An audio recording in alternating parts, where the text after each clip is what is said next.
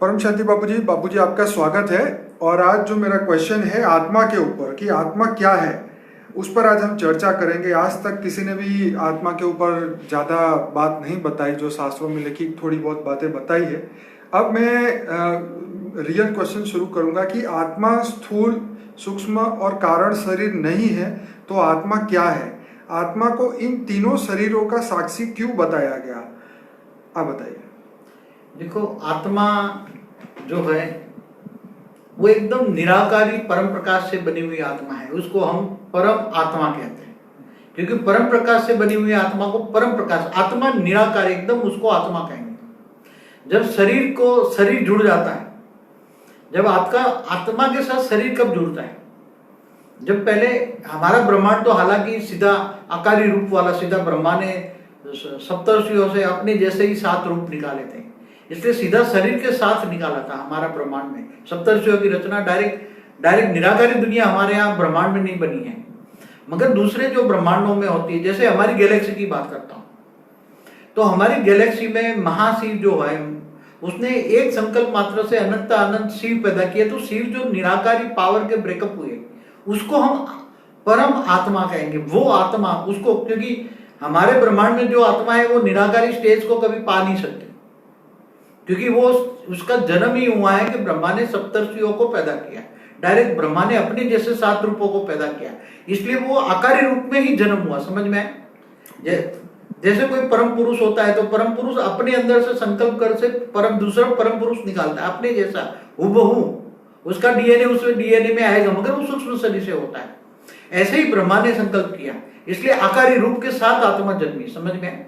Okay. इसलिए निराकारी नहीं बनी। हमारे ब्रह्मांड में निराकारी आत्मा की जो बात करते हैं ना, हमेशा निराकारी परम धाम में रहती है आत्मा। आत्मा हमेशा परम धाम में निराकारी अवस्था में रहती है, मगर हमारे ब्रह्मांड जो आकारी रूप में आत्माएं बन जाती हैं, उसको निराकारी बनने में बहुत पुरुषार्थ लगता है। इसलिए दूसरा क्वेश्चन है कि आत्मा कौन सी कैटेगरी की, ये बहुत इंपॉर्टेंट है। बापू जी उसके ऊपर वीडियो बना है। हाँ, लेकिन अभी मगर आत्मा, मैं केवल आत्मा की बात करता हूँ। आत्मा समझने के लिए हमें खुद को, स्वयं को पहचानना पड़ेगा। तो आत्मा कहाँ रहती है? आत्मा, कई लोग अलग अलग कहते हैं आत्मा यहाँ रहती है, कभी यहाँ रहती है, कभी, मगर आत्मा हमारे माइंड के सेंटर पॉइंट में रहकर माइंड को चलाती है। उसी टाइम पर उसकी आत्मा की स्टेज, आकारी रूप में आत्मा की स्टेज, साकारी रूप में आत्मा की स्टेज और निराकारी रूप में आत्मा की स्टेज, आत्मा की तीनों स्टेज भी है ना। मैं आपको फिर से बताऊंगा कि अगर आत्मा स्थूल, सूक्ष्म और कारण शरीर नहीं है, तो आत्मा क्या है और आत्मा को साक्षी क्यों बताया गया ये तीनों शरीरों का? आत्मा एक केवल परम लाइट का एक पावर है। क्या है? ठीक है, केवल परम लाइट का एक पावर, निराकारी, अति सूक्ष्म निराकारी, जिनको इन आंखों से कोई भी देख नहीं सकता, ना साइंस के साधन देख सकते हैं। एक परम प्रकाश से बनी हुई आत्मा है। जैसे परमात्मा परम प्रकाश से बना हुआ है ना जी, परमात्मा भी परम प्रकाश से, परम लाइट से बना हुआ है, डिवाइन लाइट से बना हुआ है। ऐसे तरह परमात्मा के बच्चे, ये आत्माएं कौन है? परमात्मा की रचना है। अच्छे शब्द में कहे तो रचना है, या बच्चे, धरती पर हम उसको कहे तो बच्चे हैं, ऊपर में उसको रचना कहेंगे। रचना और रचयिता। तो आत्मा का रचयिता जो परम पिता परमात्मा कहते हैं, तो परम आत्मा जो भी है वो भी परम प्रकाश से है। निराकारी स्टेज को, आत्मा की एकदम निराकारी स्टेज को, उसके साथ कोई भी बाहर का आवरण नहीं होता। समझ में आया? वो केवल परम प्रकाश होता है। वो परम प्रकाश की आत्मा को, निराकारी आत्मा को ही परम आत्मा कहते हैं, और वो उसी को ही आत्मा कहेंगे हम। समझ में आए? इसलिए आत्मा और परमात्मा में कोई फर्क नहीं होता। इसलिए शिव हम भी कह सकते हो, मैं शिव हूं, क्योंकि वो बाप, जैसा बाप वैसे बच्चे, निराकारी स्टेज में। हाँ, शिव भी निराकारी स्टेज में ही शिव कह सकते हैं। समझ में आए? क्योंकि सत्यम शिवम सुंदरम कहते हैं ना, तो आत्मा भी सत्यम शिवम सुंदरम है। निराकार की, अभी निराकार के वर्णन में कर रहा हूं। निराकारी जो आत्मा है, परम प्रकाश जब बनती है, वो परम धाम में जाती है। निराकारी आत्मा कभी भी शिवपुरी में भी नहीं रह सकती, न विष्णुपुरी में रह सकती है, न, क्योंकि निराकारी आत्मा बनकर सीधी परम धाम में ही चली जाएगी। इसलिए उसके ऊपर कोई भी आवरण नहीं होता, और तब उसके अंदर सारे गुण होते हैं। निराकारी आत्मा जब होती है, आत्मा निराकारी, तब सारे गुण होते हैं। जो परमात्मा के गुण होते हैं, वही सारे गुण आत्मा के अंदर आते हैं। क्योंकि अल्टीमेट तो परमात्मा की संतान है, परमात्मा की रचना है, परमात्मा की बच्चे हैं। इसलिए परमात्मा निराकार, केवल आप कहीं भी रुक नहीं सकती, जाएगी तो अपने कहीं जाना है तो एक सेकंड में निराकारी स्टेज में कहीं भी पहुंच सकती है। इसलिए निराकारी स्टेज बहुत बड़ी आत्मा की उपलब्धि है। बाबूजी, आत्मा जब निराकारी थी तब क्या वो सूक्ष्म शरीर और कारण शरीर उस समय कहाँ होते हैं? देखो, हमारे ब्रह्मांड की अलग अलग स्टेजेस बताता हूँ। हमारे ब्रह्मांड के कारण ही तो मैं समझा सकता हूँ ना कि ब्रह्मांड का निराकारी दुनिया, हमारे ब्रह्मांड की निराकारी दुनिया माना परम धाम, जहाँ परम आत्माएं रहती है। समझ में आए? आत्मा जब निराकार बन जाती है, कोई चाहता है मुझे परम धाम जाना है, तो आत्मा जब निराकार बन जाती है तो चली जाती है। तो वो निराकारी दुनिया कहते हैं, परम धाम को निराकारी दुनिया कहेंगे। और इससे नीचे आएंगे तो मूल वतन, जहां से निराकारी से आकारी रूप की शुरुआत होती है, जिसको हम शिवपुरी कहते हैं। शिव और शक्ति का आकारी रूप होता है, पहले शिव निकलता है ना, तो आत्मा के साथ आकारी रूप आया ना। क्यों आया आकारी रूप? आत्मा आकारी रूप में कब आती है? जब जैसे निराकारी रूप सोचता है मैं निराकारी से आकारी बनूं, तो उसका पावर का एक अंश मात्र वो उस आत्मा के बनाकर भेज देता है और आकारी रूप धारण करता है। मेरा क्वेश्चन ये है कि क्या आत्मा जब निराकारी होती है तो उसका सूक्ष्म शरीर और कारण नहीं होता, नहीं होता, कुछ भी नहीं होता। तो कारण शरीर और सूक्ष्म शरीर कब बनता है? सूक्ष्म शरीर, कारण शरीर तो आत्मा के साथ धीरे धीरे आकारी रूप में बनता जाता है। आत्मा जैसे परम प्रकाश से बनी हुई आत्मा है, तो उसका कारण शरीर उसी टाइम पर, जैसे शिवपुरी में आत्मा रहती है तो उसका कारण शरीर परम तत्वों का होता है। समझ में? परम तत्वों का शरीर होता है और कारण शरीर, तो ये केवल कारण शरीर होता है, उसको सूक्ष्म शरीर नहीं कहेंगे। जैसे शिवपुरी में पूरी बॉडी 100% परम तत्वों की बनी होती है, शिव और शक्ति की, जिसको आदि शक्ति भी कहते हैं, माँ दुर्गा कहते हैं, जो ब्रह्मा विष्णु शंकर की भी रचयिता है माँ दुर्गा। तो देखो, कारण शरीर, सूक्ष्म शरीर और स्थूल शरीर, ये जो कहाँ कहाँ होती है और क्यों बनती है उसका भी कई वीडियो में मैंने जिक्र किया है। तो कारण शरीर परम तत्वों का होता है, उसके अंदर आत्मा निराकारी बिंदी बीच में होती है, वो आत्मा कारण शरीर के मतलब परम तत्वों का शरीर होता है। परम आकाश, परम वायु, परम अग्नि की बॉडी होती है, और वो केवल शिवपुरी में होते हैं। और जैसे नीचे उतर के विष्णुपुरी में आते हैं, जिसको वैकुंठ कहते हैं, वैकुंठ, उसमें 50% परम तत्व कम हो जाते हैं और 50% तीन तत्व ऐड हो जाते हैं। 50% तत्व और 50% परम तत्व की बॉडी होती है। तब उसका कारण शरीर के ऊपर सूक्ष्म शरीर आ जाता है। तो वो तो हाई क्वालिटी आत्माओं की बात करते हैं ना। तो बापूजी, जब वो आत्माएं और नीचे गिरती है, जब तीसरे लोक में, स्वर्ग लोक में आती है, हाँ, तो फिर वो देवताओं समान बन जाती है। हाँ, फिर मैं बताता हूँ कि जैसे शिव शक्ति ने मिलकर विष्णु की रचना की, विष्णु की नाभि से ब्रह्मा निकला। अब ब्रह्मा जब सर्जन करता है ना, तो अपने जैसे कार्बन कॉपी छप जाती है उसकी। सप्तर्षियों ने फिर जब रचना की, तो वो फिर भी हाई क्वालिटी, उसकी आत्मा में परम प्रकाश की मात्रा थी, उसकी आत्मा में परम प्रकाश की आत्मा थी, तो उसके बॉडी कारण शरीर में परम तत्वों की मात्रा थी, थोड़ी हल्की सी थी, और उसके ऊपर कारण शरीर के ऊपर आकाश तत्व आ गया। क्या? जो देवता बनते हैं ना।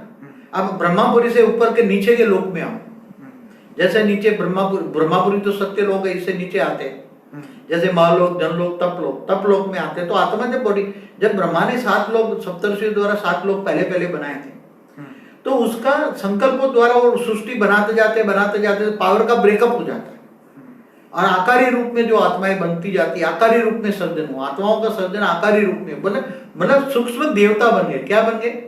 उसको तो हम, वो हाई क्वालिटी आत्मा है, इसलिए उसको हम परम पुरुष जैसे कहेंगे। क्या कहेंगे? देवता भी नहीं कहेंगे।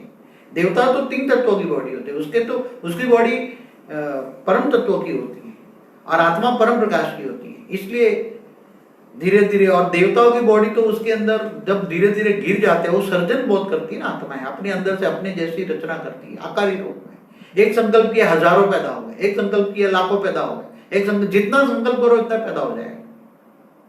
तो वो बहुत अरबों, 7 लोक में अरबों परम पुरुष पैदा हो जाते। फिर परम पुरुष अपने अंदर से परम शक्ति को निकालती है, जैसे शिव अपने अंदर से शक्ति को निकालता है, विष्णु अपने अंदर से लक्ष्मी को निकालता है, जैसे ब्रह्मा अपने अंदर से सरस्वती या जो उसकी रचना करता है, ऐसी तरह हर कोई पुरुष अपने अंदर से प्रकृति को निकालता है।